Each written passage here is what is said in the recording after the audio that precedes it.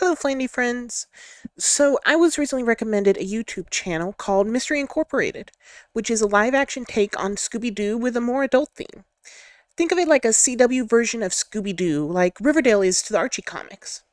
Only the first episode is out now due to them crowdfunding each episode, but so far I've got to say I'm really enjoying it. In fact, it kind of goes really well with what I was talking about in my first video when I discussed what I would like from a more adult focused Scooby Doo. I will say the acting is a bit rough in spots, but considering how they're doing it, I can't hold them at fault. And honestly, after seeing the first episode, I really wish something like this had the support of CW and their budget, because the basis of this isn't bad at all. Now, let's investigate this a little closer, shall we? Starts off with Fred waking to his parents' murder as something spooky stands before them. After a dramatic scream, we are introduced to our main characters. Daphne is a rich girl who is popular, but holds on to the weight of her mother's expectations to be the three Ps: pretty, popular, and perfect. Going so far as to tell her she can't have carbs for breakfast because being prom queen is more important. Is it really? I mean, she wanted French toast. French toast is delicious. Anyway, next is Shaggy, who goes by Norville. Shaggy is sort of an alter ego of his, and it seems to be a party promoter of some kind. We see a little bit of flyers on it, and he hosts something later on, and no one really knows who this Shaggy person is. Scooby is an actual dog, which I don't know why I was expecting him to be CGI, but it was kind of refreshing to see an actual dog there. They don't make him talk, rather they sort of go the Frozen route with Kristoff and his reindeer, where even though Scooby never talks, Norville has conversations with him and a back and forth dynamic, which is actually pretty nice. Side note, I didn't think it would be so jarring to see Scooby-Doo's balls. That's a thing, and I've got to prepare you for it, because I'm going to be honest, I wasn't ready. We get introduced to Norville's father, who's a sheriff, and eventually Norville and Scooby each have a Scooby snack. And I'll be honest, in all my years of watching Scooby-Doo, it never occurred to me that Scooby snacks could just be, like, weed edibles. And now I'm almost positive they absolutely are. Next is Velma, whose mother is a cliché alcoholic who even sleeps in a chair with a bottle held perfectly beside her to emphasize that fact, while Velma laments loudly that her dad is dead. Woe is her. It seems her mother owns a bookstore that is heavily focused on the occult. Also, I don't know if it's just me, but it seems like Velma's glasses don't actually have glass in them. I'm not certain if that's going to be a plot point later, or if they're just really clean glass. I'm just saying that my glasses have never been that clear before, so, that it just seems like something's off with her glasses. But the actress who plays her does a really good job kind of portraying Velma and her quirks and awkwardness. Fred is in working out in preparation for baseball, and I'll be honest, I'm not a sports person. Do baseball and football happen at the same time? Because it seems like this show is saying that they are, and I always thought like each sport had its own season. I could be wrong there. I was an ROTC kid. We, did drill team and rifles. I wasn't a sports person. Anyway, as Fred is working out, this football star comes up and starts mocking him.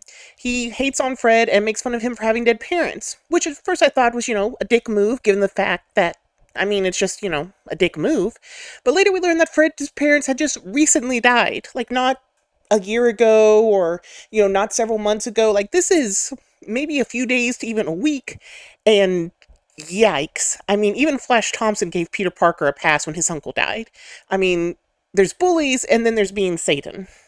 But speaking of Satan, he sort of makes an appearance as Asmodeus. See, after the confrontation, Fred goes to the library in search of demons, as he believes a demon is what killed his parents. Velma is there hiding from the world, and after admitting that her mom thinks a demon killed her dad, Fred tells her that he wants her help to prove one way or another whether he's crazy for thinking a demon did it, or if demons actually walk among us. One neat thing that I did enjoy for some reason, Fred is called into the principal's office, where the principal and the sheriff are there waiting to discuss with him what he wants to do. Either live with his aunt and uncle, or emancipate himself and stay in his own house. I don't think that's normal procedure, but the best part of this is actually his attorney, a Mr. Harvey Birdman. Perhaps one could even say Harvey Birdman, attorney at law. I don't know. I found it a fun reference and laughed when I realized what they did, so kudos to that. While this is going on, Norville gets bullied by two bullies, who want him to score some jingle jangle for them. Jingle Jangle is actually a drug from Riverdale. I don't know if it's got any context past that, but I know it from Riverdale because I'm hopelessly addicted to that. Anyway, also, these boys are kind of psycho. Like, one is an obvious lackey yes man who's just kind of like, yeah, boss, yeah. But the other one definitely needs to be on someone's watch list. I don't know, FBI, CIA, just local law enforcement. But I know we're like leaning towards demons as being the killers, but I'm saying this guy did it. Like already, just calling it because he's creepy. Anyway, Norval actually tells him no, that, he doesn't want to get drugs. He's no longer a drug dealer and wants to go straight, but, they force him, and so he wimps out and says, okay, fine, I'll get your drugs. When he goes there, he actually gets him something called Joy Juice. I'm not certain if this is a reference to anything, but apparently it's the latest new drug, and it's supposed to be luck in the bottle, they say. As Norval is making these poor life choices, we find that Fred and Velma are making even worse ones. After meeting in a diner to discuss demons, Fred is shown a picture of a man who claimed a pterodactyl demon was influencing him to commit crimes, which of course is a callback to one of their other famous capers. However, the big point is Asmodeus, who looks exactly like the figure Fred saw kill his parents, and it mentions the 13 pillars which are linked to the spooky fellow. Fred talks Velma into looking into her mother's shop, and lo and behold, the first book they find has a creepy horned skull on it and is in Latin. All the signs of a fun adventure. It discusses how to summon demons, and what do our intrepid teens do? Well, yeah, you absolutely guessed it. They open up a portal to hell and summon forth a demon. Not just any demon, however, but Miner 49er. I'm not going to lie, the style of Miner as a demon is actually really cool and really well done. I also like how they name him and just sort of roll with it. That's who he is now. Well, now that there's a demon on the loose, the duo have to figure out how to return it back to hell. So they race off to the party hosted by the mysterious Shaggy, as it seems that is where this demon is going. There at the party, Norval gives the Joy Juice to the bullies, who wanted it, and gets a black eye when he tries to stand up to them. It's here where we get a bit of info that Scooby is a retired police dog. Don't know why, but I kind of like it. It's also hinted that Scooby is a bit of a pacifist instead of just a scaredy dog. Finally, we get to see Daphne again after a bit of an absence, as her boyfriend, the mean football star, who mocks dead parents, is now telling her that he's going to drug her prom rival and get her reported for doing drugs.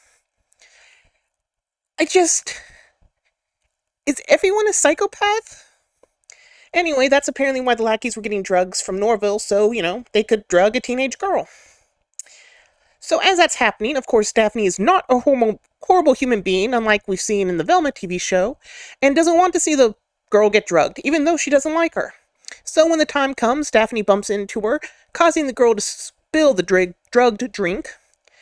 In return, the girl throws a drink at Daphne, and apparently that is a really big deal. Much bigger than I would have thought, because at the end of this, the next day, everyone is laughing at her for being wet. I mean, high school is stupid, sure, but really, guys? Anyway, as Norval is lamenting about his black eye, we see some girls in the background. I'm not gonna lie, when I first saw their silhouettes, I thought, oh man, I wonder if that's a neat little reference to the Hex Girls, only to be absolutely thrilled when it turns out they are indeed the Hex Girls, complete with their goth style, their iconic guitar, and of course, their iconic song. The people who made this obviously love Scooby-Doo lore, and I am absolutely here for it. Of course, the party ends up getting attacked by the demon Miner, and after a successful plan pulled off by Fred and Velma, they manage to get the demon sent away. Though I will say, I feel like Velma should have looked up how to send the demon back to hell before they fought it. Poor Fred was getting his butt handed to him by the demon before she finally found a page that was an Uno reverse on the summoning. What would they have done if there hadn't been a spell to do that? I guess rest in peace, Fred? The ending sort of sums up that something is wrong in the land of Coolsville where they live. Fred and Velma are working to figure it out. Daphne saw the demon and is curious about it as well, while also being mocked for getting a drink thrown at her. And Norval ends up seeing the Hex Girl summoning back the Miner, only to seemingly absorb his power via magic. There's even a reference to a High Priestess Van Ghoul. Instead of Vincent Van Ghoul, are we getting a Vivian Van Ghoul? I really hope this show gets picked up or gets more funding, because I'm genuinely curious about where this goes. The final shots of Velma's mom frantically looking for the demon book, and of course drinking alcohol, when a phone call comes through, and a creepy voice on the other end says the 13 pillars are now active, and a fade to black. All in all, I much prefer this live-action Scooby-Doo to what we got in the Velma TV show. The characters are actually recognizable for who they're supposed to be as far as their personalities go. And they seem like people who could actually be real friends together and not just horrible monsters. It's like a murder mystery meets Breakfast Club. I'm excited to see where this goes, especially with apparently the next demon being the Black Knight, as we do get a bit of a teaser with him cutting down someone for the next episode. Well, that's all for now, Flanny friends. Hopefully we'll get a next episode soon, as they are apparently working on it via their Indiegogo campaign. So, I'll see you next time. Bye!